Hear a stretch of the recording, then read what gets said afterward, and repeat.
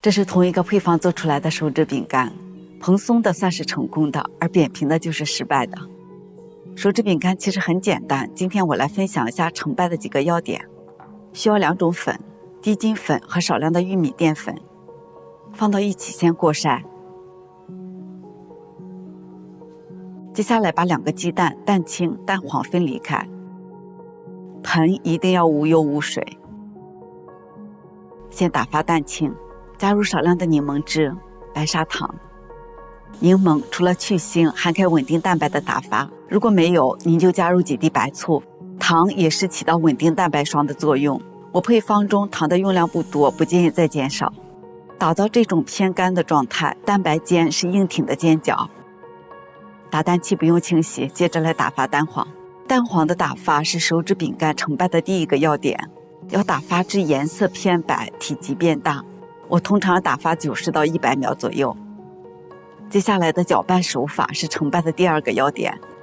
先加入少量的蛋白霜，用滑 Z 字和翻拌的手法交替拌匀。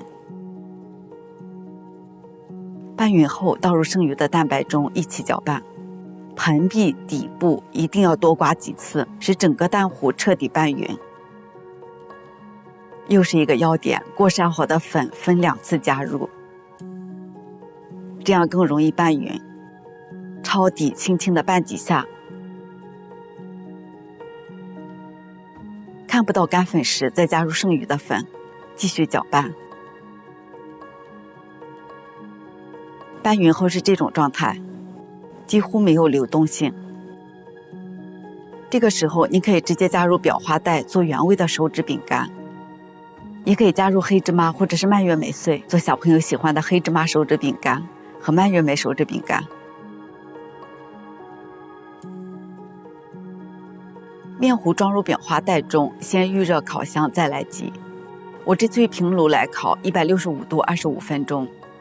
挤在铺油脂的烤盘上，先平铺1层，再折回来上面再挤1层。每个长是8厘米左右，宽不超过2厘米。我近期胳膊不适，不能太用力，所以挤得不是特别均匀。你们应该会挤得比我更好些。最后淋上糖粉。最后一个要点，烤箱一定要预热到位再放进去。放中下层，165度25分钟。